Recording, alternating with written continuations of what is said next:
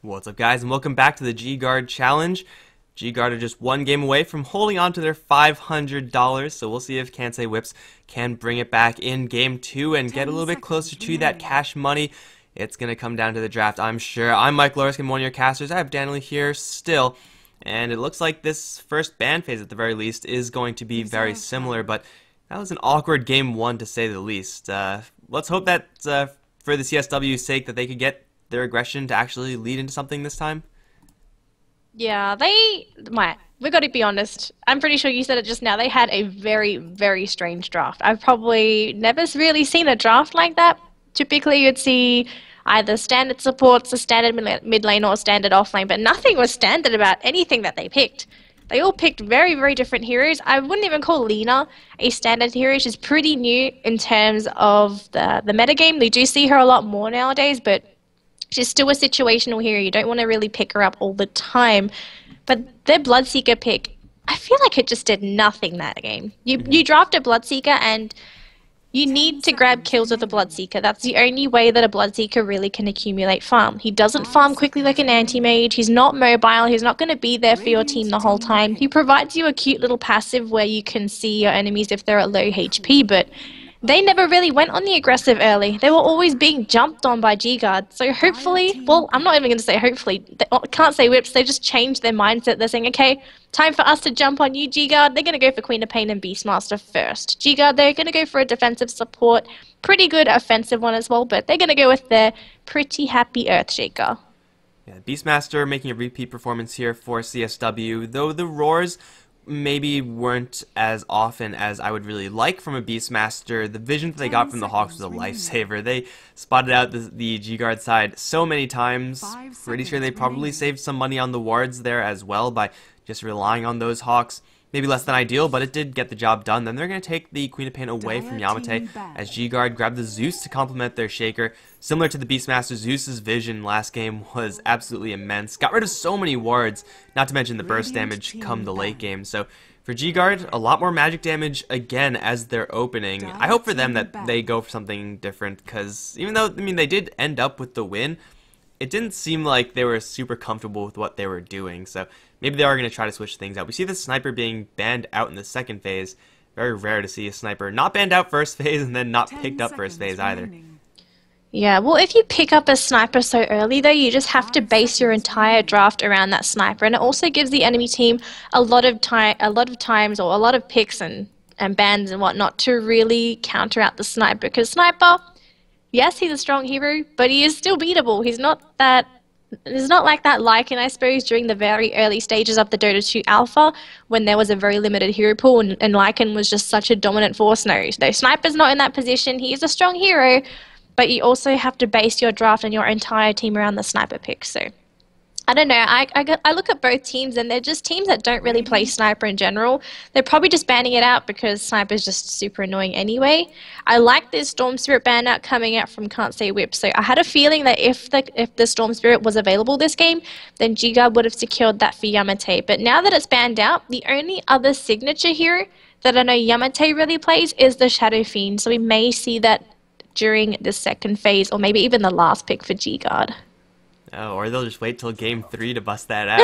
That's some pretty heavy artillery there you're talking about. Yeah. They are not going to let that one loose lightly, I'm sure. We have the supports being banned out from the GGuard side, knowing that CSW have yet to pick up any of their supports, whereas for the GGuard side, not available to them, Sniper and the Storm Spirit, CSW are going to grab the Juggernaut. This is their 3-core, most likely, right here, so it's a pretty powerful one, especially up against the magic damage of GGuard. That Juggernaut is going to have a more or less free time to spin out of many of these situations, and it's going to actually give CSW some guaranteed late game. Juggernaut late game is a lot more definitive and powerful outright than compared to a Bloodseeker. GGuard going to stick to their magic guns. These are big magic guns, but still, this is going up into a pretty late game, or potentially late game oriented draft from CSW, so I don't think GGuard can get away again with going for this. We're just going to sit back, get our 6-slotted spellcasters up, and then go for the win type of strategy.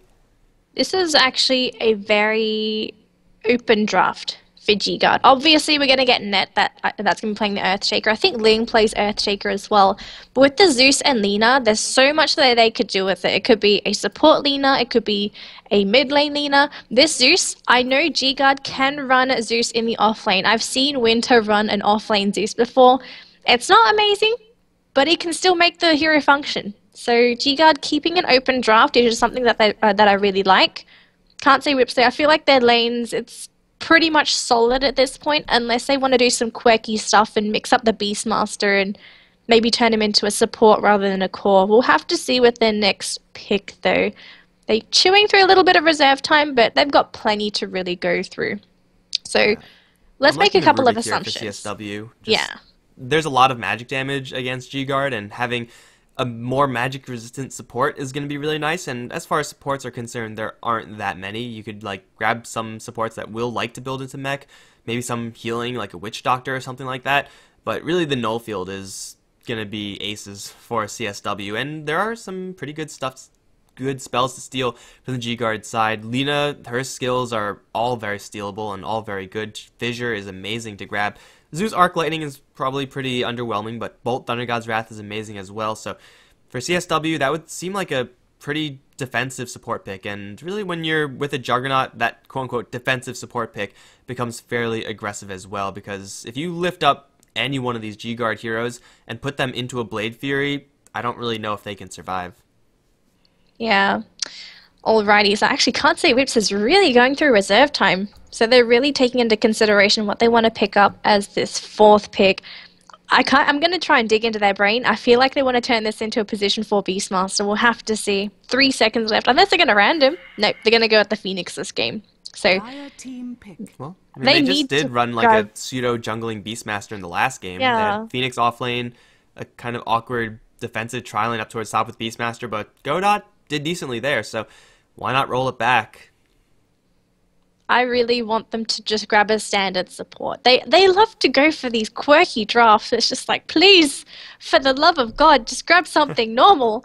They need to grab something with a disable for their last pick. Because if you look at their draft, you've got to say, yeah, they've got very little disable. They've got the Raw, and I don't really want to count the Supernova egg hatching thingy as another disable, but I guess that's what's going to happen because they've got nothing else just to stun up these GGuard heroes. Yeah, they don't really need a whole bunch of CC, like no Weaver or Morphling yet on GGuard, but still, having no stuns is troubling in a draft. I'm actually kind of surprised that CSW are going to decide to roll this Phoenix Beastmaster combo back. I mean, it was okay in the last game, but the Supernovas, the Phoenix's impact in general, wasn't really tangible in Game 1, and GGuard now going to grab a Bristleback and to make the Phoenix's life even more difficult.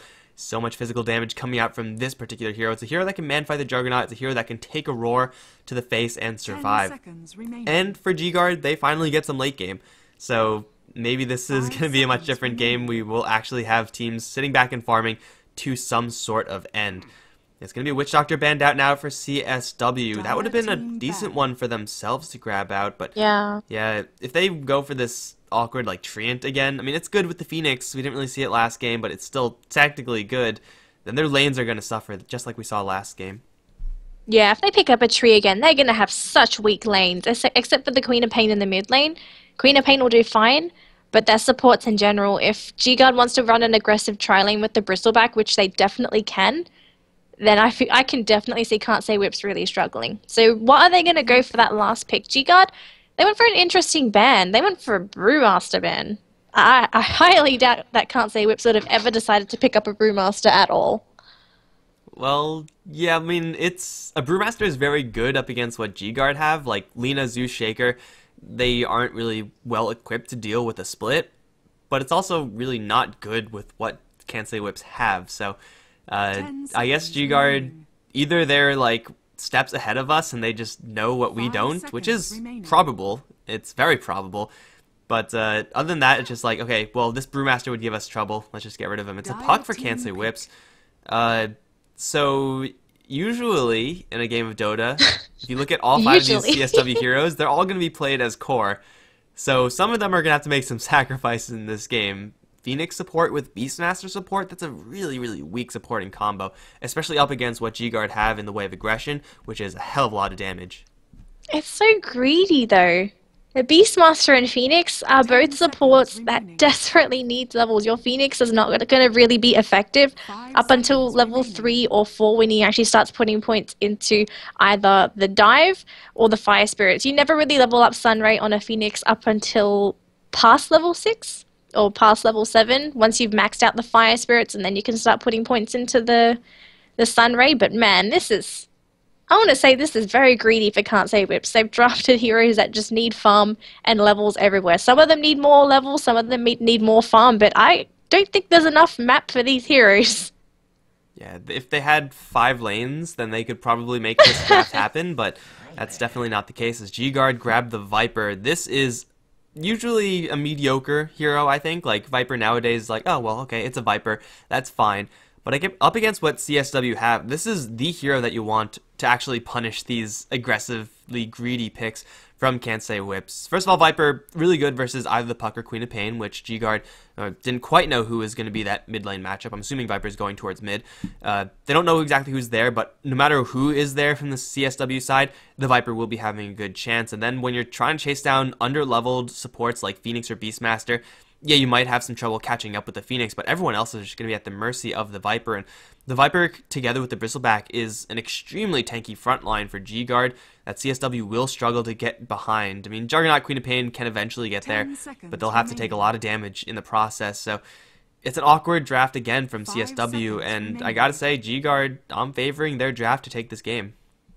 Yeah, they've got such a well-rounded draft compared to CSW. Now, I don't know if you may have noticed this. I'm just going to double-check to make sure it's actually happened, because the players, they'd love to just kind of pick heroes and say, hey, we're just going to kind of pretend we're going to have a support player carry. No, that's not quite the case. So, yeah, we made the assumption, and, well, we've got something different. We've got Kite on the Phoenix, so that's going to definitely be a support Phoenix, whereas Godot's going to be playing on the Queen of Pain.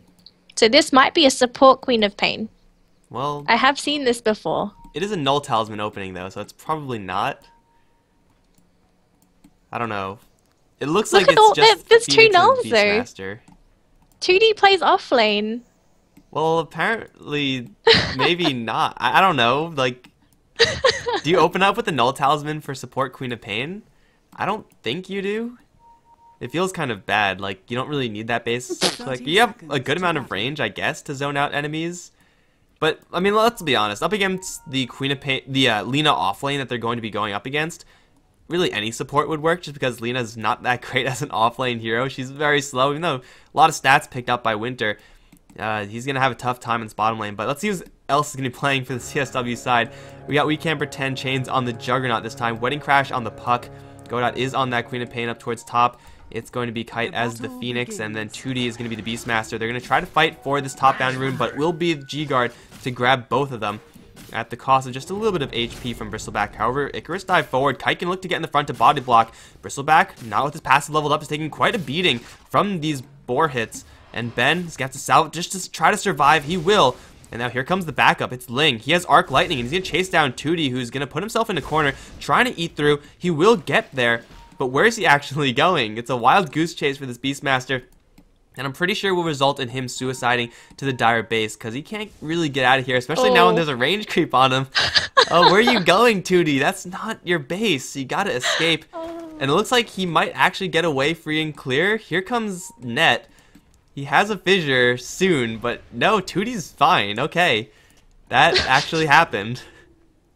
That was very entertaining for for the first minute, I guess. But we are going to have a rotation coming in from Godot. Sorry, he wants to try and jump onto Yamate. Now there is no corrosive skin, but the fissure is going to be thrown out. There is no blink on the Queen of Pain, but looks like they have nothing to really catch up to Godot, so he's going to live for another day. I'll introduce GGuard because we didn't really get around to that. So up top, we have Benz playing on our safe lane Bristleback. Ling is going to be defending him on our safe lane support Zeus. In the middle lane, we have Yamate handling our Viper. And towards the bottom lane, we have Net, who is going to be helping Winter on Winter, who'll be playing the Lina, sorry, and Net on the Earthshaker. Yeah, so this is what was a really bad offlane hero with just the Lina by herself suddenly is pretty dangerous. Fissure into LSA combo, maybe not the greatest versus Juggernaut, who, if you don't completely chain stun him, will just spin and run away. This is a lane that's powerful enough to get some kills, especially towards the support Queen of Pain, who does not have Blink yet. And with the low levels, low experience, they might not get for a while. Spin on the bottom lane will keep chains alive for right now, but still, it's a melee Juggernaut right now with not that much support going up against a hero with some of the most attack range in the game in that Lina. Juggernaut's going to have a tough time down here as long as the Shaker has mana. Right now he doesn't, and he's going to leave the lane, but it's again just weird dual lanes. I guess in the last game turned into a tri-lane, but weird dual lanes start things off from both sides. Yeah, it's very different. I think I've seen one game of support Queen of Pain before, and it actually worked quite well. We'll see how it functions this game, because there are quite a few squishy heroes on the side of GGuard that GGuard can capitalize on, especially with the help of anyone that's in the lanes. But for the moment, he just needs those levels. He's level 2, so he's got the blink now, so he can be a little bit more mobile with these ganks. But he is still lacking quite a bit of damage, which normally a Queen of Pain in the mid lane will easily get those levels and start to really snowball and as a hero in general. But when you are lacking EXP and farm on a Queen of Pain, it's a bit of a different story. So how would Godot really use this time as a Queen of Pain? Is just kind of going for pulls, is going for stacks, not really going to go for any kills for the moment. So pretty standard support stuff. We'll see if this Queen of Pain works. Up top though, Ben on the Bristleback, he's farming incredibly well. He is not leading in terms of CS because he is going up against a dual lane with 2D as well as our Phoenix, but he's doing alright. He's doing okay. They don't need to try lane against this dual lane, and that's probably the best thing that GGuard could really hope for, because Bristleback, he is very difficult to take down, even though they're going up against a Beastmaster with the potential of the two boars. It should not kill him, especially when it's just going to be the Phoenix with the Beastmaster. The Phoenix, he's level 3, he's getting levels, but he's still not a force to be reckoned with as of yet.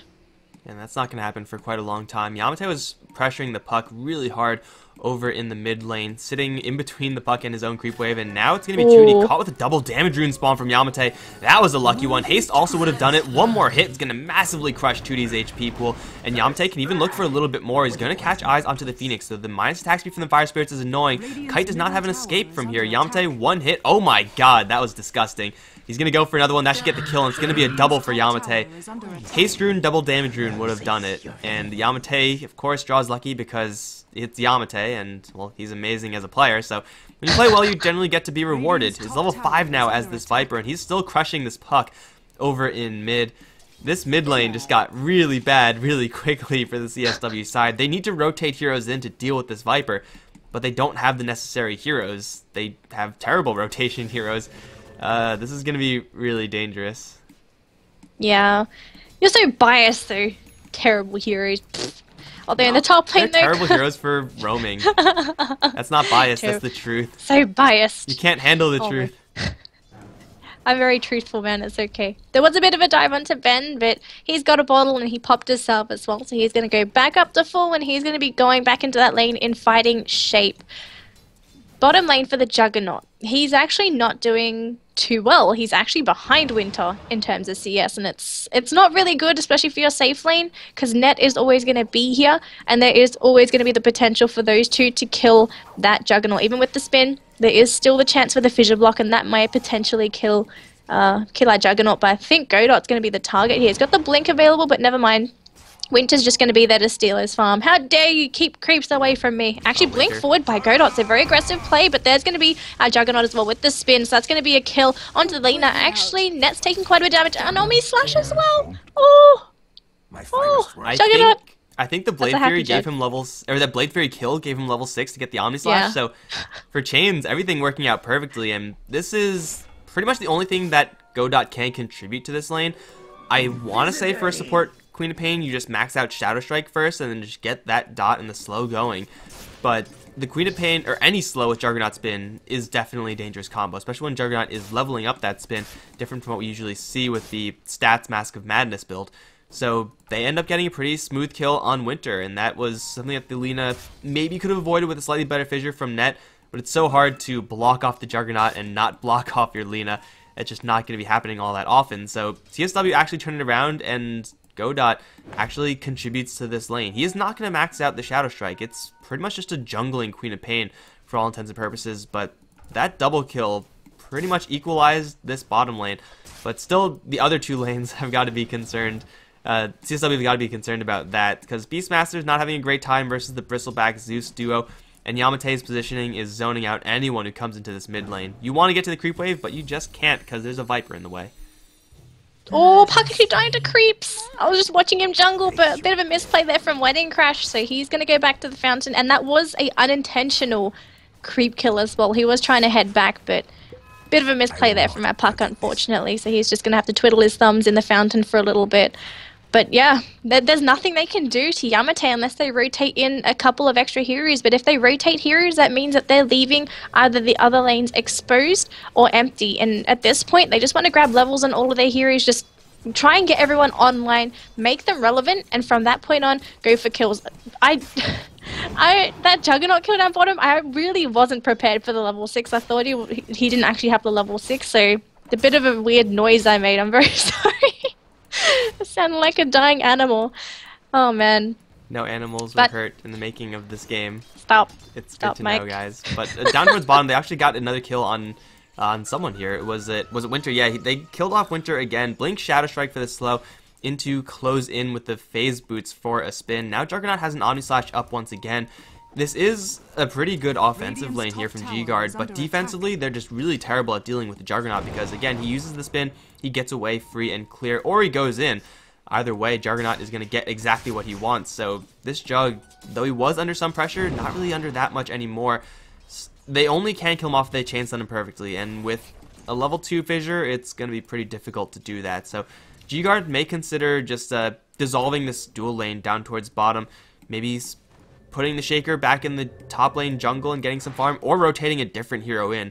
I like this decision a lot more. Yamate, with a mech with level 4 in his passive, is not going to be dying to a Juggernaut very easily. Yeah, definitely. So, mid, though, we have Godot by himself. Oh, Winter. Oh, TP, yeah. not going to actually save him. So, nice pick up there for CSW. They grab a kill onto Winter.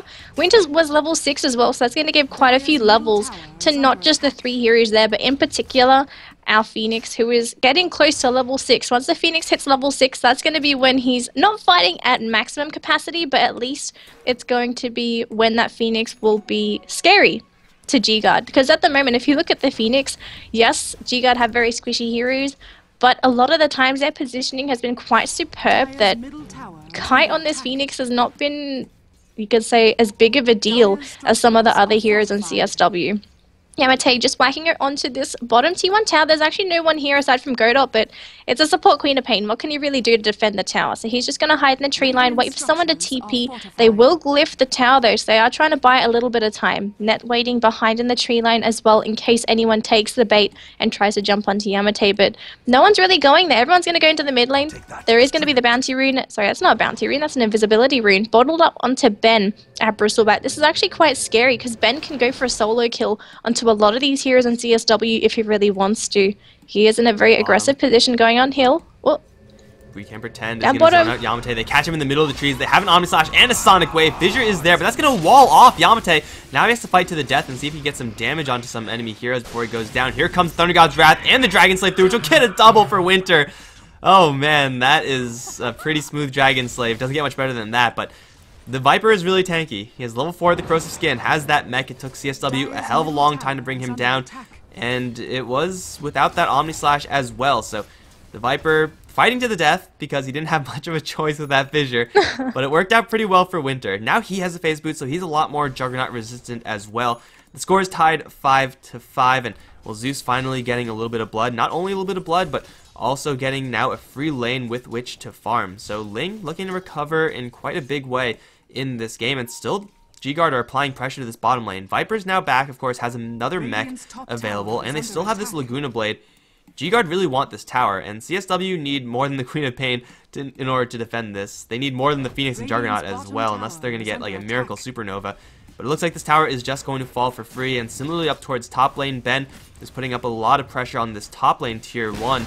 it might be 2 consecutive towers for GGuard at the expense of maybe just their mid lane tier 1. Yeah, they could actually lose their top T1 as well. It's getting very low, and Ben, he's going to go for a little bit of a sneaky play. He's popped his Invis, and he wants to go for this tower and 2D. He's here with Kite, but those 2 heroes alone, they can't really deal with the Bristleback, and Ben, he just went for a cool spray, and he is going to back up. We are starting to get very close to that Blink Dagger on the puck. So all of a sudden, Wedding Crash, he will be able to initiate for CSW. So will this Blink Dagger turn around for them? I kind of hope it does, because it's not looking too good. They're losing towers. They're not really gaining anything. There is going to be a kill up and towards that hill. So nice pickup there for our Juggernaut. Probably committing the Omni Slash to it. Yes, he does. So quick and easy pickup for the Jug. So Chains, he's going to get closer to whatever he wants to pick up. Winters, he's going to be sent back to Fountain. He is going to pick up Yule's.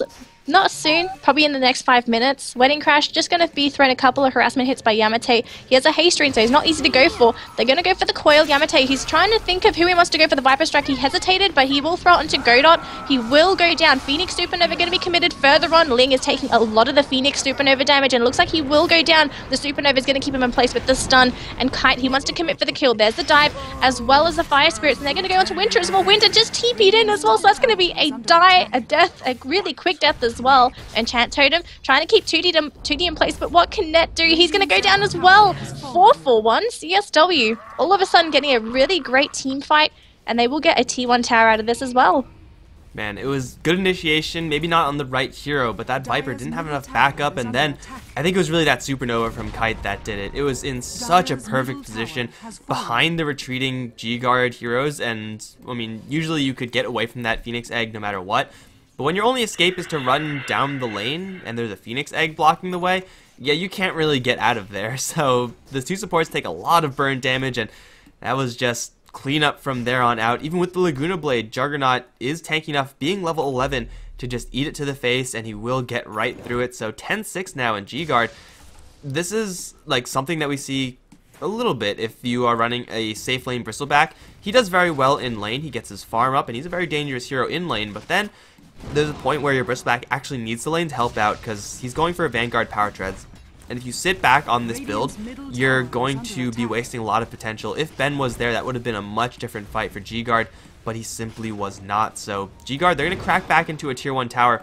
A pretty nice pickup for them. Chase forward, zone Kite out. They'll get this tower, but they just took a massive loss, and Juggernaut is still just free farming it up down towards bottom. This is going to be a very different game compared to the last one for Chains on this core 1 position hero.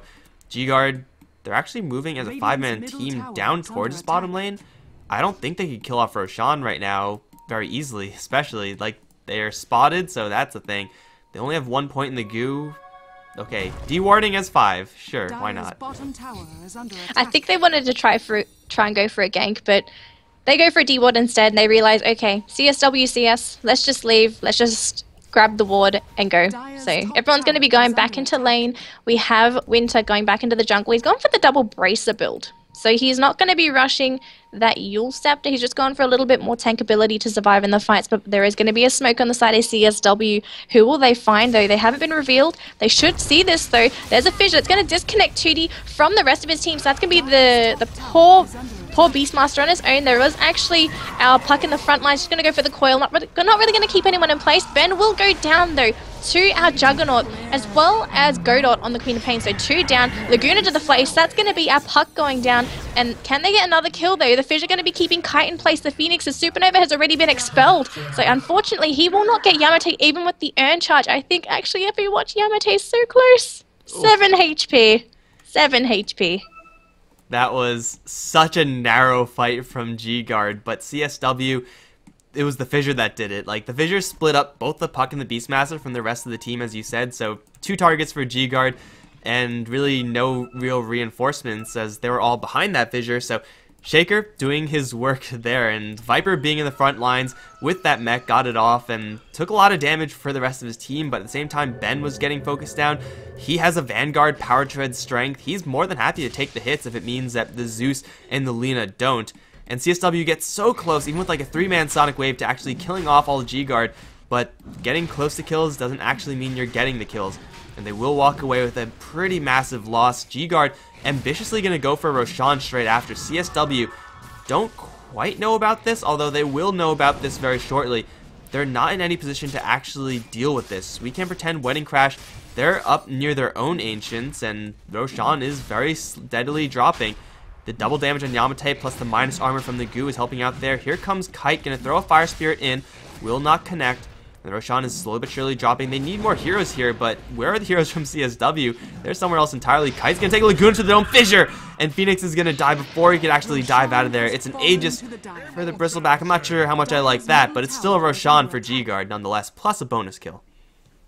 Yeah, so I'm surprised that CSW didn't really decide to reinforce into the Roche pit, but I think they're afraid. They didn't have all their ultimates up. Before the Roche was down, they didn't have the puck there. They didn't really have the Supernova either. So by the time the Phoenix died, there was obviously going to be no Supernova because your Phoenix is dead. Although you have quirky play coming out from Wedding Crash. He was on the enemy side. He is going to be able to kind of orb out of there.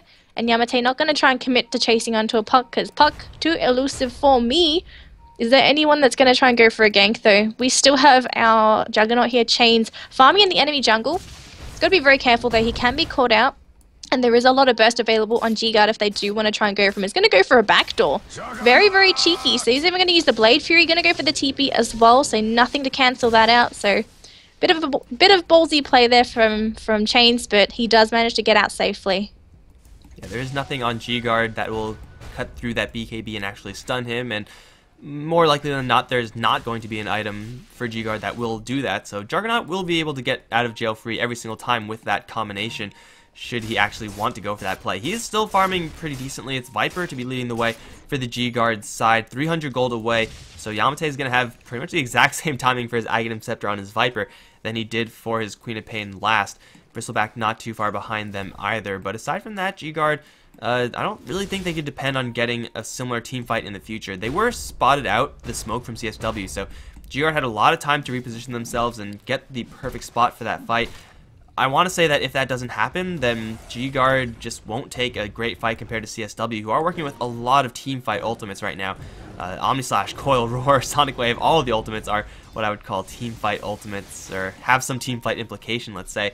So GGuard need a little bit more farm on not just the Viper. They think they need this Bristleback to get his next item up, but what is it actually going to be? It's something. There's so many of the same items here. It's a Eul Scepter for Winter, it's a Sange in the works for Ben, and the completed Aghanim Scepter for Viper. So there's your items right there, and those are mostly completed as well. Yeah, so Ben, he's picked up a Belt of Strength, so it looks like it's going to be a Crimson Guard. I think it's a Crimson Guard? What else does a Belt of Strength built into? I could be wrong.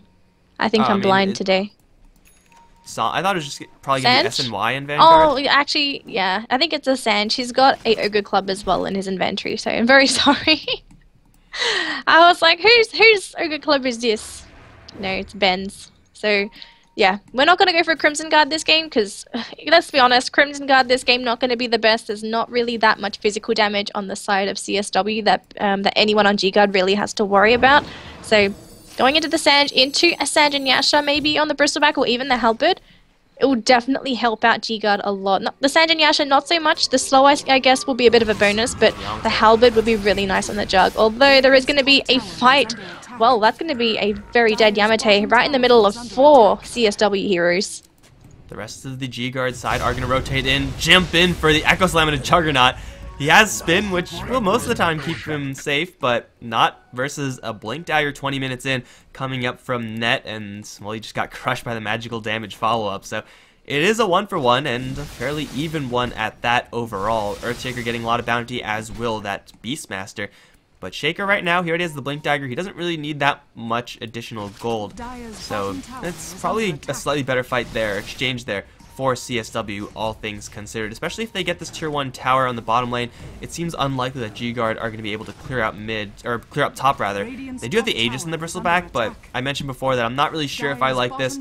Usually Ben is going to be the last one to die, and when he revives into a pile of CSW heroes, Bristleback can do a little bit of damage, but really not that much. So not sure if this Aegis is going to get value for the GGuard side, but either way, they're still positioned very aggressively. They're looking for some poor sucker to come up here, and then they're just going to fissure him and ideally kill him off.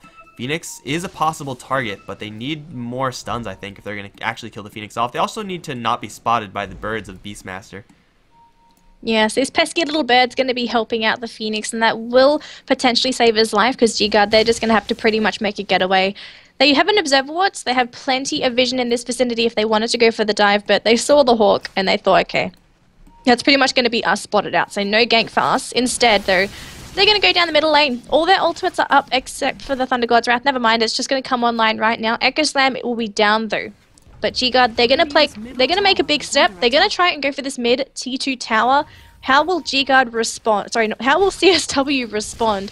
They've kind of got their heroes all over the map. Two of them are in the base. They've got one that's sitting outside of their T3 tower, and they've got one up top, which is Ben. Sorry, that's not Ben. That's Chains on the Juggernaut by himself. He has a TP scroll available, though, so how will this go out? We'll have to see. The tower's dropping very low. Raw, it was kind of being taunted by 2D. He was about to throw it. He through the animation cancel, so that will scare GGuard a little bit, but Wedding Crash in the tree line. He's waiting for something. There's with the Dream Coil, only onto 2, did not connect to Ling, which would have been a bit of a misplay. I believe you're hoping to grab the 3-man Dream Coil. He threw the orb. He's not going to go towards it, though. They will then lose the Phoenix. They've lost the Beastmaster, although Chains, he gets one. He gets Yamate. We still have 3 heroes in nearby. Never mind, that's 4. There is going to be a beautiful blink forward by Net. He will connect onto Wedding Crash as well as the Juggernaut, so they will get 1 kill. They get another kill onto the Queen of Pain, sorry. So that's GoDot down, and there's going to be 1 hero left. That's going to be Chains on the Juggernaut by himself. Will Net keep him locked down? Looks like he will going to commit the Echo Slam as well. Can they finish him off though? There's the spin. No Magical Burst will really help you in this department, but Winters, he wants this kill. Dragon Slave will not finish Chains off, so that's going to be a 4 for 2. Oh no! Right outside the fountain. Oh, so close. Now a pile of blood in their own base. Yet so far away. That fight from GGuard, that was pretty much a textbook fight. The Phoenix was caught in the high ground. He was nuked down by the entirety of GGuard before he could do anything. And you talk about, like, you hear so many casters so much, like us included, talking about frontline heroes. Bristleback and Viper, that's exactly what they did. Just the 2 of them on the front lines. The rest of GGuard were, like, all up on this hill. They were back here. They were nowhere near the front line. And Puck, when you jump in for a coil, yeah, you're going to take as many heroes as you possibly can, but landing a 2-man coil onto a Bristleback and Viper is almost going to mean nothing, just because it's a minor amount of magic damage. They're not really going to care too much about it, and they weren't going to move around that much anyway, so the fact that they can't move without being stunned, or can't move that far without being stunned, isn't really going to matter to them. It's an inconsequential ultimate there from the Puck. Very limited follow-up. I mean, they get the Omni Slash, and they do get a couple of kills onto some GGuard heroes, but the fact that the Lina, Zeus, and the Shaker were all behind, very far behind, the Viper and the Bristleback just won that game for GGuard. They're playing the position in game, and for CSW to make that initiation onto the 2 tankiest heroes, that is going to be an immediate loss for them. It's a massive fight for GGuard.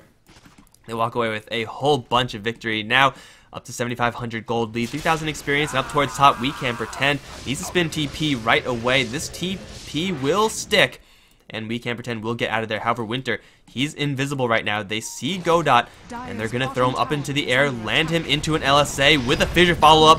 I don't even know if that fissure landed because the Laguna Blade took the kill, but either way, it's the Queen of Pain down. And with 5 heroes on the GGuard side up on this top lane, they can go for this tower push. They're going to lose a tier 1 tower in the process, but they're probably going to get a tier 2 in trade. Absolutely. So, bad fight for CSW last game. Sorry, last fight. They have to try and save these towers, or at this point, just give away the T2 towers and try and fight up high ground. It'll be very hard for GGuard to go up high ground just because they're not going to have the vision. And for Winter as well as Net on the Earthshaker to really make an impact on the high ground, they really need their 2 frontliners, Yamate as well as Ben on the Bristleback, to really go up there to give them that extra vision.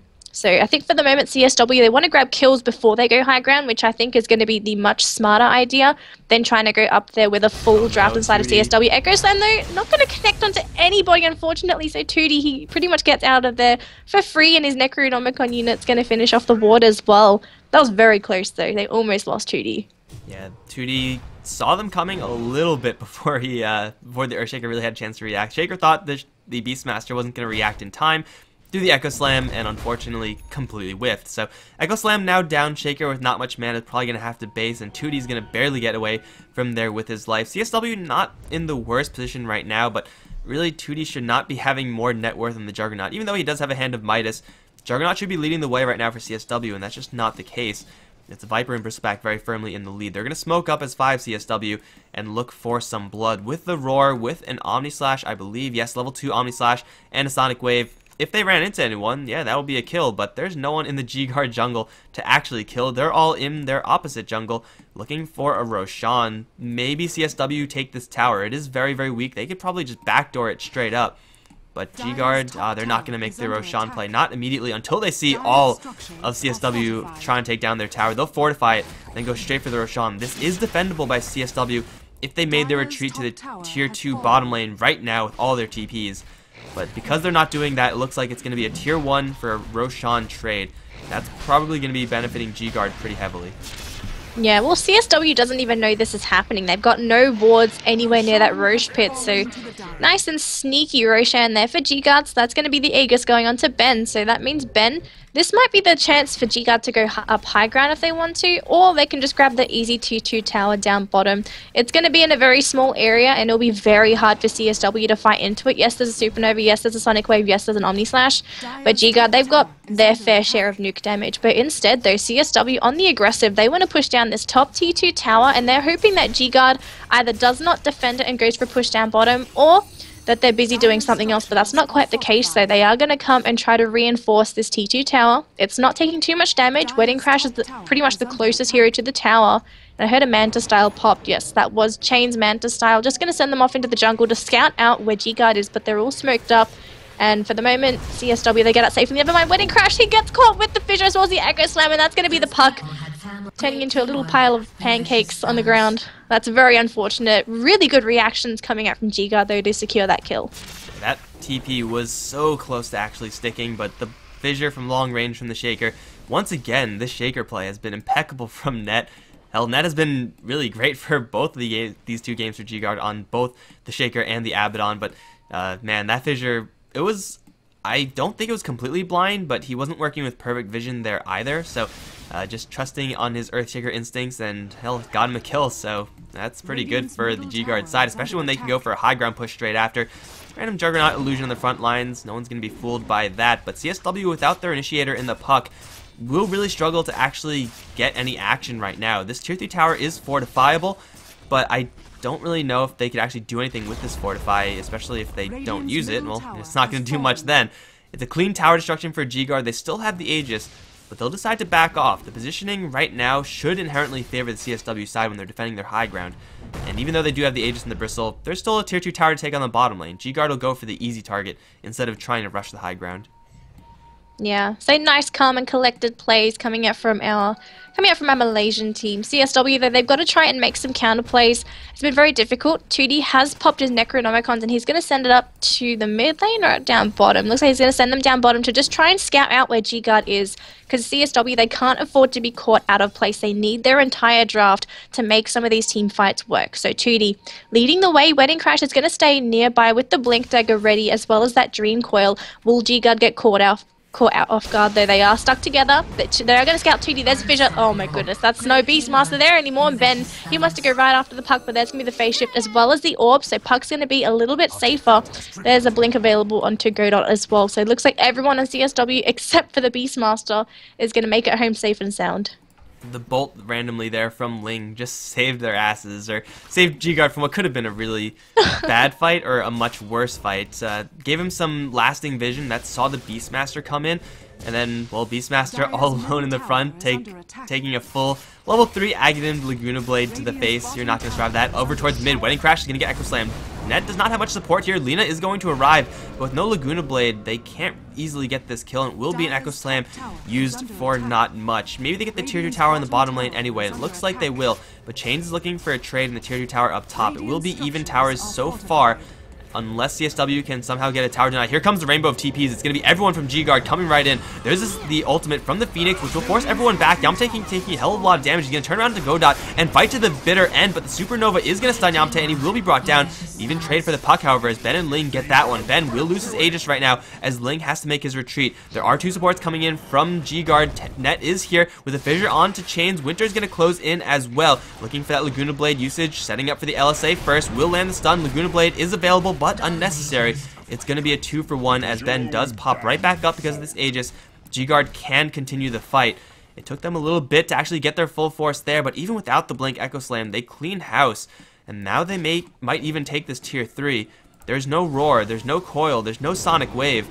Although GGuard don't really have that much pushing. They will instead go towards mid, the much easier target, and let Ben just let loose on this tower. CSW, they can't really do anything about this Bristleback. He's way too tanky to convincingly poke him out of the situation. And he has so much backup here as well. Winter's doing some substantial damage with the Lina. 2 bolts, 1 bolt, 2 birds. That's not really a saying, but it's close enough.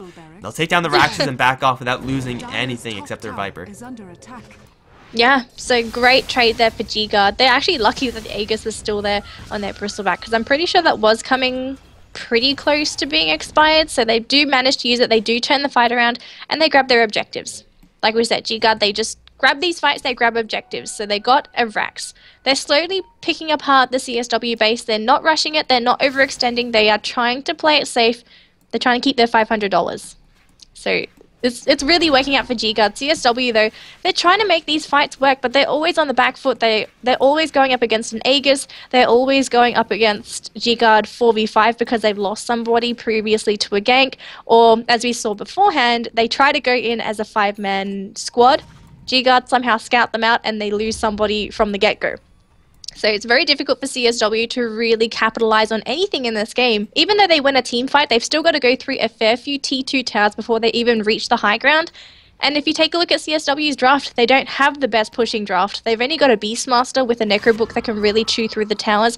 I guess you could count Chains as well on the Juggernaut, but he's not sporting anything like... He's not really doing too much damage, I suppose. He's attacking quickly, but down in the jungle, there was a very close kill onto Godot. He managed to blink out as well as TP, so that's going to be our Queen of Pain safe and sound for the moment. Probably not going to be too much longer, but like I mentioned, CSW just can't chew through those towers very quickly, even though they might win a team fight. But GGuard on the aggressive, they want to grab this last Rax in the middle lane. It is a ranged one. And that was so lucky for Godot that GGuard messed up all of their stuns there. I thought the Queen of Pain was for sure dead, but a 3-man coil. Yamte and Winter's most importantly caught, but Ned's going to jump in, crush Tootie with his ultimate. Now the Supernova is there, but Winter has a lot of attack speed, as does Ben. They're going to work on this egg as Yamte does get solo Omni Slash. Godot going to get Laguna to the dome. Winter heals himself up into the air. Ben still doing a lot of damage, will not be able to save Winter, but Net is still in the area with a fissure to wall off Chains from his escape, and he'll get beaten down by the pig. That's going to be Wedding Crash as the sole survivor there. It was better initiation from CSW, but this Bristleback is doing so much damage, and Zeus, well, Zeus wasn't even in that fight. He had no bolts or arc lightnings to offer, just his ultimate, which, granted, does do a lot of damage, but GGuard, so tanky with such an advantage right now. We'll clean up the rest of the mid lane, now slide down towards the bottom with only Wedding Crash to worry about. I thought that fight was going to go south for GGuard because they failed to get the pick off on the Queen of Pain, but Queen of Pain was almost inconsequential in that fight. This is the support Queen of Pain. She can't really do that much. She's level 13, so her damage output isn't that bad, but versus a level 15 Shaker, she pales in comparison. Well, if you take a look at her inventory, she's kind of sporting the budget build, the 3 Null Talisman build, before she actually picked up those 2 larger components, the Point Booster as well as the Ogre Club, to go towards her Aghanim. She's getting pretty close though. Just needs a little bit more gold, roughly 270 Blair. I hate math, but he's getting very close to the Ags. Once he has that though, Godot can participate in these fights a little bit more frequently and will have a higher impact. If he gets lucky, he may be able to throw out 2 Sonic Waves, but I highly doubt that he's going to have the mana pool to throw 2 Sonic Waves, especially if a fight goes as long as 40 seconds. So Wedding Crash just bought a Hand of Midas. I'm pretty sure the 35-minute Midas build is not a build on a Puck.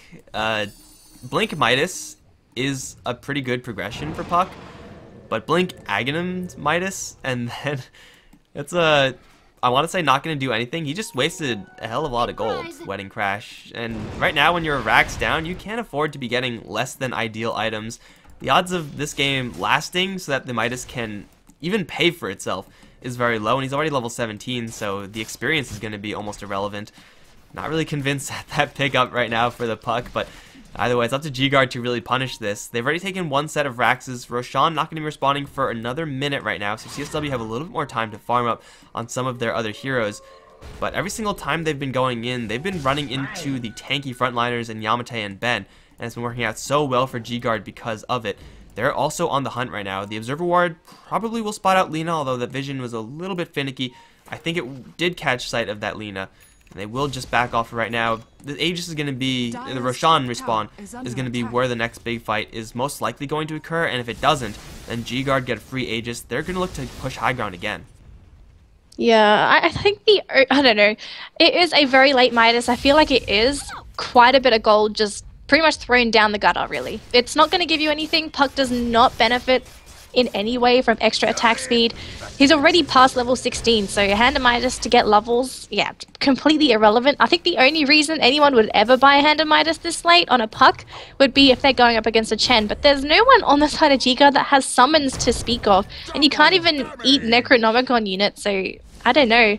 Maybe the hand of Midas is just to try and get those next set of items quicker. So during the downtime, just really use the Midas, try and power through what could be a Hex, what could be a Yules, well, just basically any sort of progression forward Wedding Crash. Because I feel like this is a desperation Midas, where he feels that he is struggling to get farm. Although the mid lane Winter, he's going to be jumped on by CSW, but Godok just going to take a Laguna to the face. That's going to be hands down. Wedding Crash going to have to phase out because he was targeted by Yamate, but look at all the damage he's taking. He's got no mana. He is Dream Coiled. There's a dive coming in from the Phoenix. There's going to be the Supernova as well. Is there any more follow-up though? There's going to be our big bad Chains coming in from the backlines. He's got the Omni Slash. He wants to jump right onto Ben's. So that's going to be the Bristleback. He's actually still alive. There's going to be the spin though. Can they finish him off? They will get the Bristleback. So that's going to be two very big heroes down on the side of GGuard. Yamate's still alive. In the backlines though, oh, Net, he is there with a Shadow Blade. I don't know how he got farmed for a Shadow Blade, but he is back here and waiting. He wants to jump onto these heroes. Will he catch CSW off guard?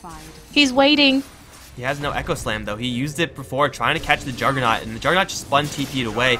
He is going to spin once again, but Yamate is going to re-arrive into this fight with the Viper Strike slow down. Juggernaut going to get a lot of distance, but maybe not enough. With the Thunder God's Wrath, they'll take him down. They'll probably bring 2D down as well. They know that the puck is right around the corner, although where the hell did the puck go? She blinked out straight. So it will be a 2 for 3 overall in favor of GGuard. Again, they take a slightly better trade. That was without an Echo Slam, and that was actually starting things off with a whiffed setup from the Lina. That's like the second consecutive one, and that could have gotten her a pretty easy kill. Probably could have gotten out following that, but instead she messes up and she ends up going down yet again. They're going to go right back into the Roshan pit, just Yamate and Link. CSW though, they can punish this, but Net is on the roam. He's going to put some eyes up to hopefully know for GGuard if anyone is coming in, but it looks like this Roshan should be very easily picked up by Yamate.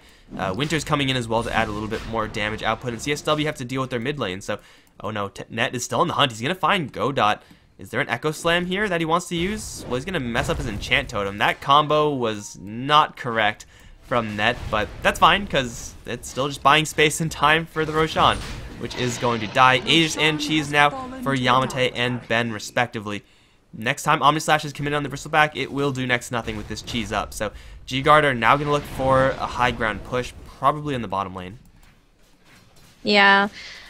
Well, CSW, they just can't get any sort of a break. They can't get Roshan. They haven't been able to take any towers. When was the last time they took a tower? They tried to take middle lane, but a fight happened and they lost too many heroes and they just had to back off completely, and Winter getting a big item in that Hex. Oh man, there's just no break for...